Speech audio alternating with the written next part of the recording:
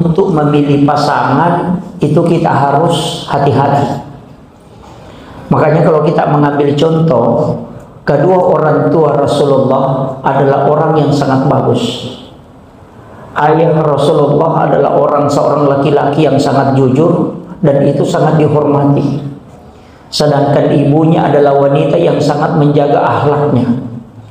Dua orang ini ketemu, laki-laki yang jujur dan baik ketemu dengan wanita yang bagus akhlaknya, maka melahirkan anak yang baik.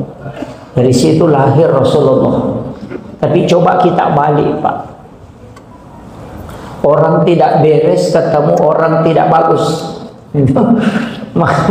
Istilahnya guru tak, iya ko makanja indo ena makanja amboe toto ko masalay anak-anak.